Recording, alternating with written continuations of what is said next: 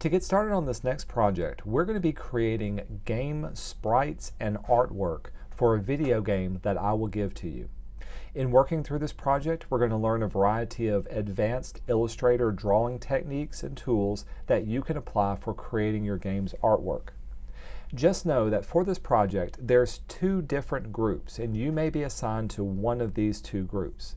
You'll be working with either aliens or robots, and this will be determined by the folder that you download. Pay close attention to which game you're working on so that you work on the appropriate kind of artwork for your game. When we create these, I'm going to give you a basic game, and the game that you're going to see is going to have very simple artwork, just some solid color squares, just some simple gradient backgrounds. What we want to do is to take that game and make it into something that's much more interesting and fun to play with. If you've ever played a video game, you know the graphics on it are what really sell the game. And so we want to do that with the graphics that we create. In creating these graphics, you're going to be starting off with hand-drawn illustrations. So as you draw these, just know that you need to start off with hand sketches, and those sketches are something that I will check and you'll turn in as part of your grade. In addition to drawing a variety of aliens and robots, you're also going to create some buttons, some arrows, some game backgrounds, a lot of different other little things to add to your game to make it look more visually appealing. Later on, once we create the artwork, we're going to talk about how to save it in the correct format and place it into the game file that I give you so that it will run and you'll have a functioning video game that you can play. Once you download the project resources, also pay attention to the project details that we're looking for. Again, these project details will let you know if you're working on alien invaders or robot invaders.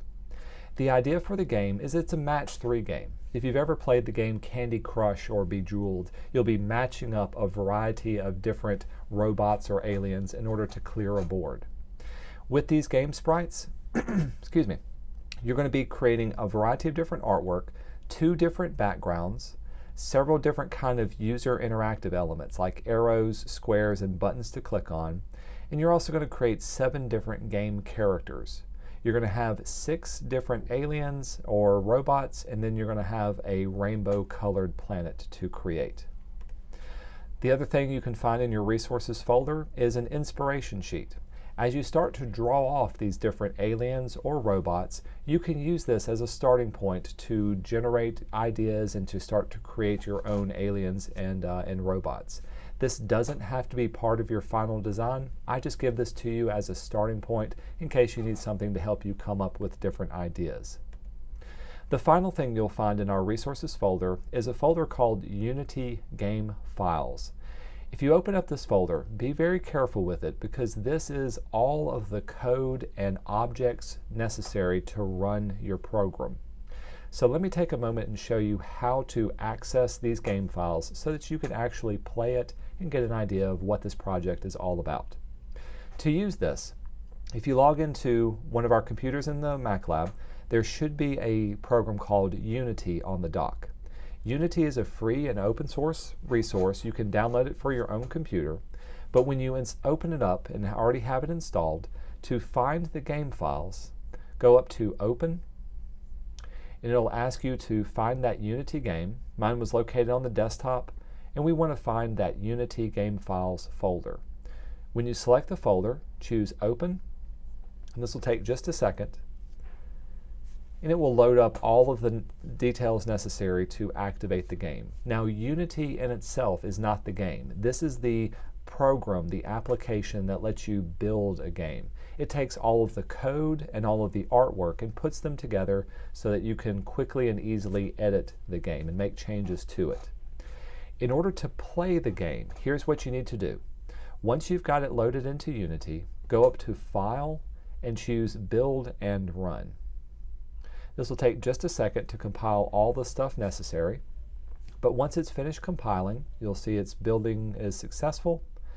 You can click on the word Windowed and then choose whatever size window you want to work in. I'll choose a little bit larger one, and we'll say Play. Then it'll take it and it'll compile all the game together. Right now what you're seeing is just the basic nuts and bolts game. There's nothing detailed about it. The background is a simple gradient. All of these buttons for the different layer levels are just simple little buttons. And if we click on one of them, I'll choose level 1, you can see this is how our level looks. Each of these colorful squares is going to represent an alien or a robot that you're going to draw off, and we're going to replace the artwork with your artwork. The background also is going to be replaced, and each of these ugly little rounded rectangles is going to be replaced with something that's a little more spacey and interesting and involved to look at. If you want to play the game, all you've got to do is to click and drag on the different color squares and match up 3 of them, and they'll disappear and go away from there, and of course your score will go up. Now, the whole purpose of this game is just to give you an idea of how the game can look and feel. There's certainly more you can do with it, and we're not going to get into any programming side of this. I just want to give you an idea of how the game will look on your computer screen. Now, once you've finished up with this, you can always go up to quit and quit out of the game. And we're not going to be using the Unity files right now. We'll jump back into this later once we've got all of our artwork set up. So I'm going to go under Unity to quit out of Unity. The last thing I want to show you is where to find all of the artwork in the Unity game files. So if you go to your resources and open up that Unity game files folder, go to your assets, then click on textures, and you've got 2 different folders. The sprites are all of the different characters that we're going to be creating. Now, there are some bubble character sprites that we're not going to be editing, but any of these solid colors that you see are going to be replaced with a colorful alien or a robot. There's also a rainbow planet one that we're going to be recreating and resaving over as well. If you open up the UI folder, here you'll see all of the different arrows and buttons that we're going to be recreating. And you can see each of these arrows is just a simple black arrow. Each of the backgrounds is a simple gradient. And each of the rectangles where the information is kept very simple. And so your job is to take these game elements and to design something that looks much more appealing than the flat design that it is right now. So to get started, we're going to load up and work through the different exercises first to give you an idea of how to create your actual game sprites. The next thing that you need to create, once you get comfortable working with the tools, are a variety of different aliens. And these need to start off as hand-drawn sketches. So in the next video, I'm going to show you my process for creating one of these aliens, and then we'll start saving things up and placing them into the game file. So to give you an idea of how I vectorized each of my monsters, you need to start off with a hand-drawn sketch. And keep in mind, you only need to have 6 aliens or 6 robots. The reason why I want you to start with a hand-drawn sketch is because it's a much more natural way to quickly come up with a variety of ideas. Don't feel like you have to add every single detail. Some simple outlines just to give you an idea of where everything is placed, and maybe some ideas of how you want it to be shaded will go a long way into designing your robot. I've already scanned in 2 of my designs, and so I'm going to start from scratch in showing you how I would vectorize one of these. To get started, when you set up your document, I'm going to go to File and New. The size of it really won't matter. The only thing you want to make sure is that your height and width are exactly the same, because the characters that we're going to save into our video game are going to be inside of square areas. So I've set mine to be 600 by 600 pixels. And for now, I can keep it at 1 artboard, though you may want to go ahead and create 6 or more artboards to place all of your work into. Under the advanced options, do make sure you're working in RGB color mode and your resolution is set to high, around 300 dpi. I'm going to close this out. Since I've already got my artboards, all I'm going to do is click and drag and create another square artboard to work from. But if you've got a new artboard, you can certainly work within those. Within my layers panel, I like to put each of my monsters on their own individual separate layers. So I'm going to lock each of these down. I'm going to create a new monster, and we'll call this one the yellow monster. And I'll be working inside of this one for now. The first thing I'll do is go to File, and let's place one of those images inside of here. File and Place, find the scan that I want to work with, and then I can click and drag to add him to this particular area. I'll also go up to Object and lock him down, lock the selection, so I can trace on top of him and be able to see what I'm working with. Now, as I vectorize this, I want to pay attention to each part of my monster or my robot. If there's any parts that are simply doubled, like he's got 2 eyes or 2 ears or 2 hands and feet, really all I have to do is draw one of them and then flip it onto the other side, so I wouldn't have to spend a lot of time redrawing and revectorizing everything. And again, as far as my style goes, this is very quick and sketchy, so I'm going to clean it up on the computer. But many of you have your own clean style of how you want to draw them, and so those may be quick enough just to scan in and vectorize with maybe with an image trace. But we do want to add more details to it. So from here, I've got them drawn off. I'm going to grab my pen tool, and let's work on the body first.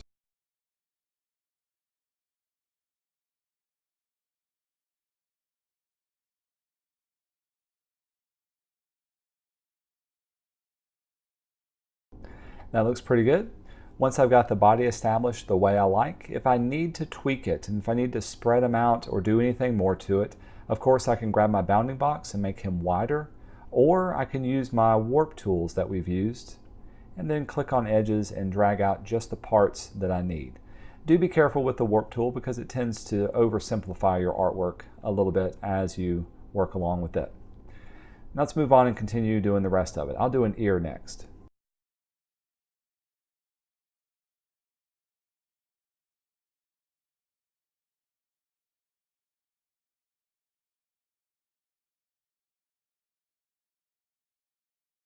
Once you've established this, to help me out, I'm just going to recolorize it something different so I can distinguish it from the other part of my artwork.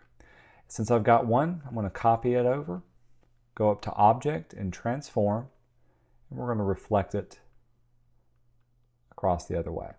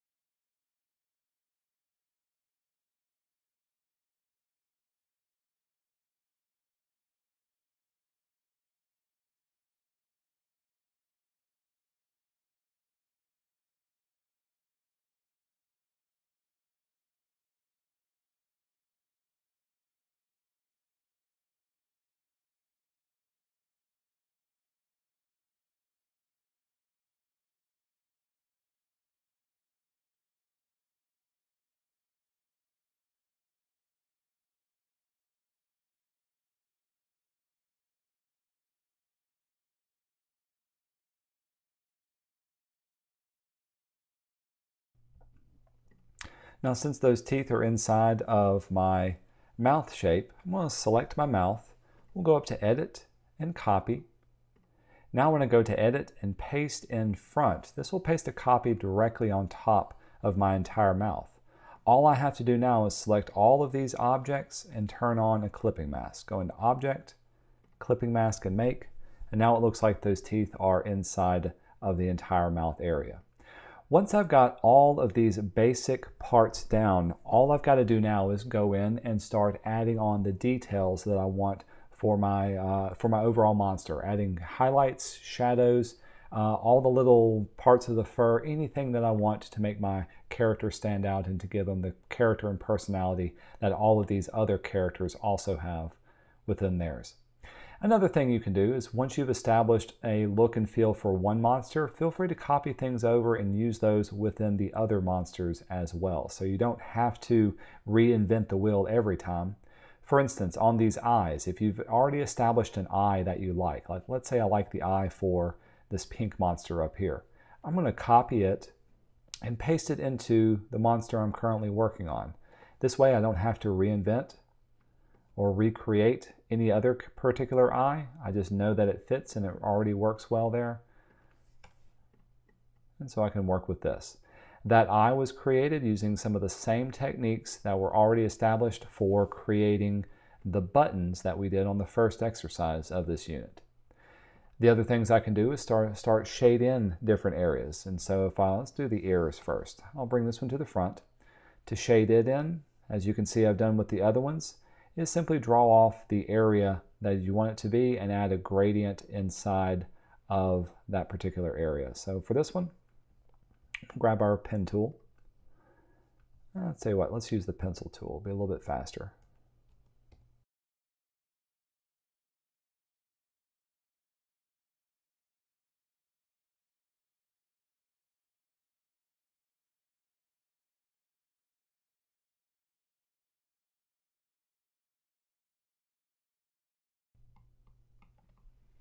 If I want to give it a stroke outline, I'm going to select the back part of it, make a copy and paste in front. In this case, let's make it a red stroke that's going around the entire thing. Something dark. Looks like that, but then we'll also change up the profile to be a tapered one. In order to get it to follow one particular edge, all I'm going to do is to use my scissors tool, and I'm going to snip it at a starting and stopping point. That will leave me with a line on top that looks something like this. This works really well for the monster that I have.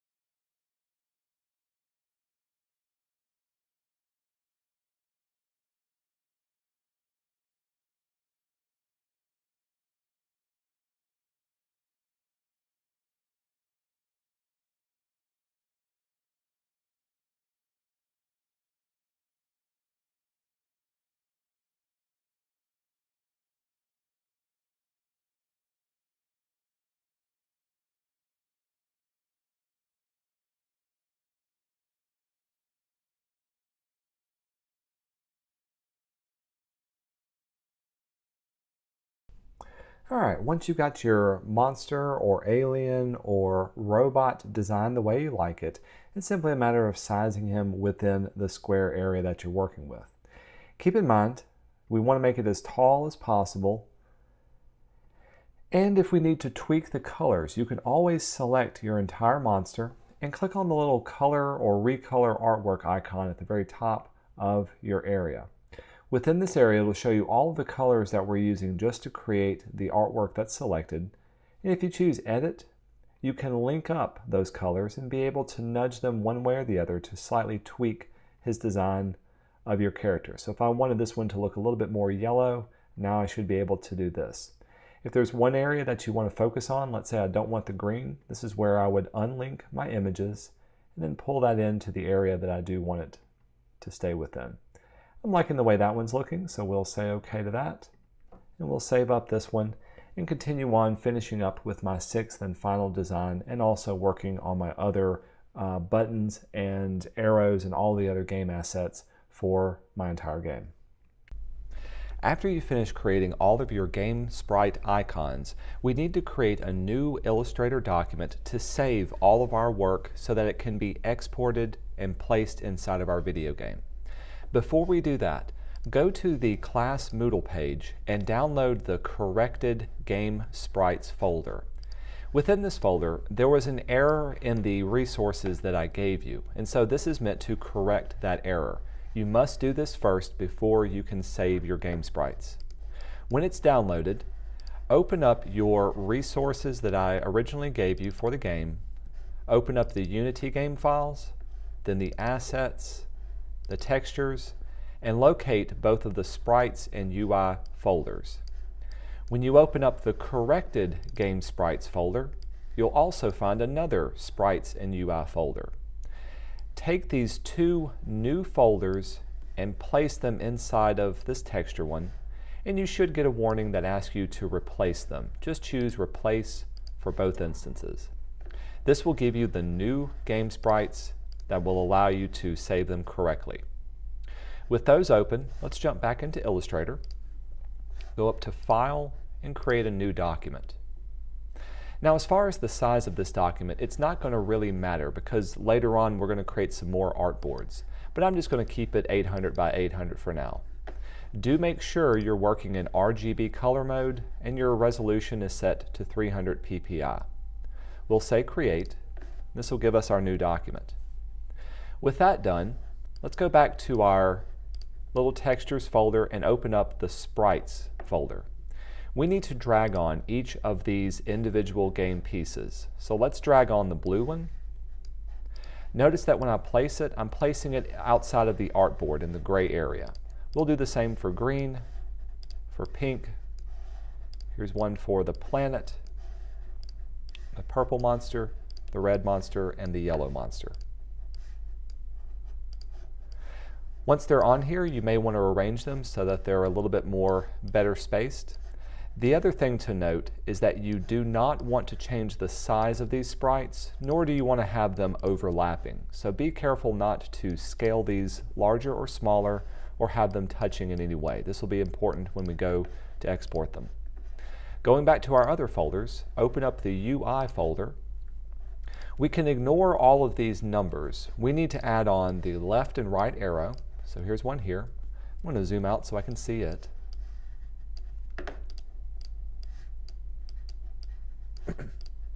We need to add the BG, so this is the original video game background. Sorry about that. Again, this one will be smaller, or larger, so you may need to zoom out. And then BG2. And we'll place this one up here as well. We need to add all of the rectangles and squares.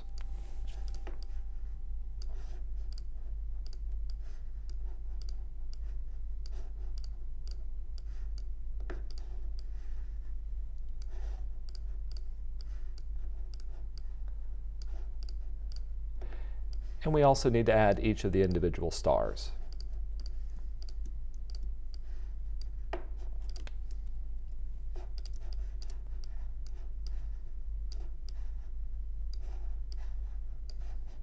Again, do make sure that none of these are overlapping one another or touching, and that you're able to see all of them.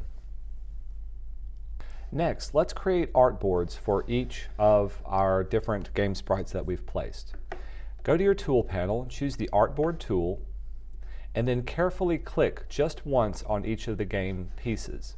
When you do this, you'll notice that an artboard is created around that area. Also, you can give that artboard a name. Here's the next most important part. I'm going to open up those sprites again. We need to name our artboard exactly as it appears in the original file. So in this case, this particular sprite is BG2. So when I return to my artboard, when I click and create one, we're going to give it the name BG2 as the name of the artboard. Don't add PNG to the end of it, and also pay attention to capitalization. Let's do the same for this one. Click once, and then go to name it. This one is named BG. Hit return. If we go to our individual character game sprites, so we'll go up to here. This one, we'll drag this off so we can see both of them. This one is named Blue, so click once and change the name of the artboard to capital BLUE. This one is Pink, capital PINK. Yellow, so on and so forth. When you're finished, you should have a variety of artboards for every piece that's on your board. I'm going to very quickly go and create for all of these. Just remember, when you create them, you also need to change the name of them at the top. The naming is going to be important when we place it into the game so that the game will recognize the sprite that you already have. If it's not named correctly, if there's one letter off or not capitalized or it's something different, then it will not work and you'll have to go back and resave it and rename it appropriately. Also, once all of your artboards are created, you can select your original main artboard and hit delete and delete it away. That artboard is not going to be necessary. Once you're finished creating artboards for everything that's there, you can select all of your artwork and hit delete and delete them away, leaving you just with the artboards that you have. Now it's time to go and place all of your artwork onto the background and to the appropriate artboard. If we did it with the aliens, let's zoom into these. I can go to my aliens box, we'll zoom out, and I'll copy one over. So let's get my blue alien, copy it, paste it. I'm going to scale them down. Now I need to know which one of these is the correct blue alien sprite. So to see the name of them, choose your artboard tool again, and I can see here's my blue, and I can place him within the sprite area. Scale him up so that he fits nicely inside of it. He does not have to go from edge to edge, so I give him a little bit of a margin, and there he is placed inside of that area. Let's do the same for the other one. We'll go and get the green one. I'll copy him. I also tend to group them together when I paste them so that I can quickly and easily select it. I need to know which one of these is the green sprite, so I'm going to choose my artboard tool. See, I need to scroll down, and it was one of these other ones that I haven't named, but we'll pretend like this one's the green one. And we'll place it in here as well. It is important that you name all of these ahead of time so that you'll know exactly where to place them. For time's sake, I quickly just created all of these without giving them names. When you're finished placing all of your artwork, you should have artboards that look like this. Notice that I've got my backgrounds, I've got my buttons, I've got my stars, I've got everything that's appropriate for this particular bit of artwork. Once you've placed all of your sprites onto your design, your artboards should look something like this, with all of your backgrounds, your game pieces, stars, buttons, and arrows. The next thing we need to do is to export your game so that it can be placed and replacing the existing sprites. To do this, go up to File, down to Export, and choose Export for Screens. Within this dialog box, it allows you to select all of the different artboards and save them appropriately. Make sure everything is checked on. Under the options, make sure we're going to do all of them, and choose your desktop folder. Click on the folder icon, select the desktop, do choose. Make sure Create Subfolders is selected. Under Formats, choose the resolution and then type in 72 ppi as your resolution. Keep the suffix blank, but change your format to be PNG 8. We don't need any other scales and we don't need a prefix. Then we can choose Export Artboards. After a few seconds, it's going to take all of your artwork and save it up appropriately. Now on the desktop, you should have a folder called 72 ppi. It saves it as the resolution that we selected.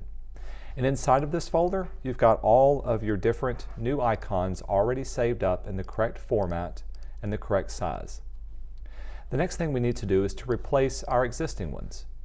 So opening up that textures folder again, let's work with the sprites first. I've opened the sprites folder. Let's find those sprites within our 72 ppi. We've got our blue, green, pink, there's the planet, the red and purple, and there's the yellow one. Selecting each of those sprites, drag them into the sprites folder, and you'll get a warning about replacing them. You can say apply all and replace, and now they've updated those sprites for this folder. The next thing we need to do is go back and let's open our textures folder, our UI folder. We can select all of these in our new folder, drag them into here, do apply all to replace all of them, and now all of your GameSprites should be replaced for that. Now that we've finished, save up this Illustrator document. This is what you're going to turn in for your project grade. Let's launch Unity and see if we can practice or get our game to run. Open up the Unity icon. This will take just a second to relaunch. Once it launches, choose Open. Go to the desktop, or in my case the desktop, and locate your Resources folder and choose the Unity game files. And we'll say Open for that. After a moment, it's going to look at all of the icons and all of the information within the folder, and it's going to replace it with the new artwork that you created. If you get a warning about updating to a newer version, just say skip the version for now. Notice now your game has its new artwork. To run the game, go to File, down to Build and Run. It may ask you to save the game, and if it does, simply choose your desktop and save it to the desktop. But if you've done this before, it won't ask you. We can choose a resolution, and I like to turn on Windowed, and choose Play. This will open up your game in its own window, and now we can see it playing, and you can click and select a level and see all of your new character icons loaded into here. The last thing we want to do is to take some screenshots of your game in action.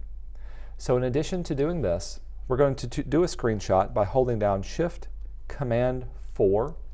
When you hold Shift Command 4, notice your cursor turns into a little crosshair. You can now click and drag over the game area to take a screenshot of exactly what your artboard looks like, or what your game looks like as you play.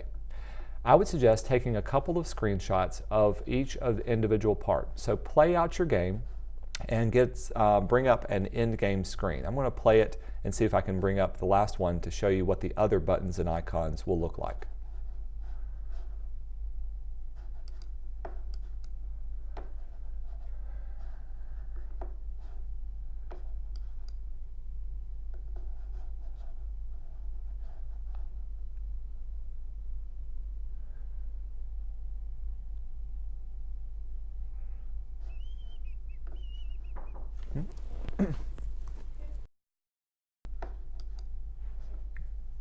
Now that I've finished the game, you can see all of the other buttons and icons as they come up.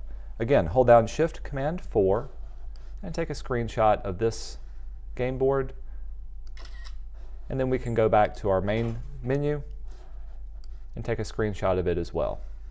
Also at this time, if you see there's any problem with your game pieces, you may want to go back, make the change, and then resave it and place it into your game folder. Once you're finished, we can return to Adobe Illustrator. The three things you need to turn into Moodle will be this GameSprites Illustrator page that has all of your different game artwork, your different hand-drawn sketches, either as a photograph or as a scan, and then a couple of screenshots of your working game once it's finished.